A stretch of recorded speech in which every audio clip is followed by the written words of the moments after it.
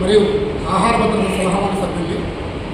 మరి అనంతపురం నగరంలో ఒక 2 రోజుల కిందట గుజ్జల నగేష్ అనే వ్యక్తి మీద టీడీపీ చెందినటువంటి కొందరు హత్యాప్రయత్నం చేశారు. దాంట్లో ముఖ్యంగా జయరామ్ నాయుడు అనే వ్యక్తిని ఆయన అనుచరుల్ని పోలీసులు అదుపులోకి తీసుకొని అరెస్ట్ చేయడం జరిగింది. మరి దాని మీద నిన్నటి రోజున ఏదైతే టీడీపీ ఎమ్మెల్యే అభ్యర్థి అయినటువంటి దగ్గుపాటి ప్రసాద్ గారు స్టేషన్ ముందు ధర్నా చేస్తూ అలాగే పోలీసులు ఏకచక్రంగా ప్రవర్తిస్తున్నారు అని చెప్పేసి మాట్లాడుతున్నారు. అలాగే అనంతపురం ఎమ్మెల్యే శాసనసభ్యులు అనంతపురం రెడ్డి గారు ప్రోత్సహిస్తామని చెప్పి మాట్లాడుతున్నారు. మేము ఇప్పుడు ఒక సూటి ప్రశ్న అడుగుతున్నాం.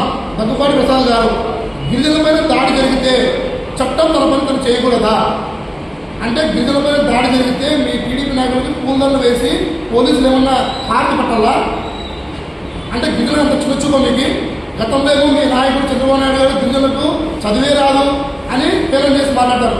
ఈరోజు అనంతపురం నగరంలో పట్ట పగలు కన్నులో కారంపొడి కొట్టి హత్యాప్రయత్నం చేస్తే వాళ్ళపైన పోలీసులు చర్యలు తీసుకుంటే నువ్వు ఏ విధంగా స్టేషన్ నుంచి ధర్నా చేశావు? అంటే నువ్వు గిరిజన తీసుకున్న విధం ఇదేనా?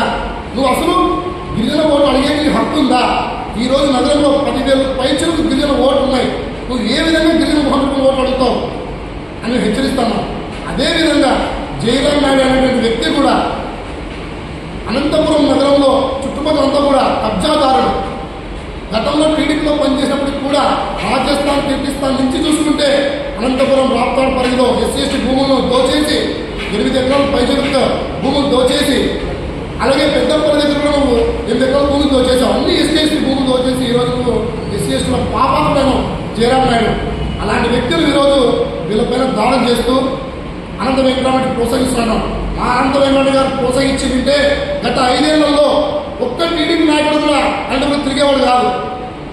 ఆయన ఏ పొద్దు కూడా హత్య రాజకీయాలకు కానీ దోపిడీలకు కానీ కబ్జాలకు కానీ ప్రోత్సహించాడు. కేవలం ఎస్సీ ఎస్టీ బీసీలు ఎదిగించడానికే ఆయన ప్రయత్నం చేస్తాడు తప్ప ఆయన ఎలాంటి దానికి పోడని చెప్పేసి హెచ్చరిస్తూ భవిష్యత్తులో నాయుడు నీ లెక్క కంపల్సరీ తెలుస్తాం. నువ్వు ఏవైతే కబ్జాలు చేసినావో అవన్నీ కూడా బయటికి తీసి చట్టపరంగా ఏమైతే చర్యలు తీసుకోవాలో అవి తీసుకోవడంలో ప్రయత్నిస్తూ తెలియజేస్తూ ఈ విషయంపై ఎస్టీ కమిషన్ కూడా మేము ఒక నివేదిక పంపించి ఈ కేసులో ఎట్టి పరిస్థితుల్లోనూ నీకు శిక్ష పడేలా మనం చేస్తామని చెప్పేసి మా పార్టీ తరఫున తెలియజేస్తున్నాం.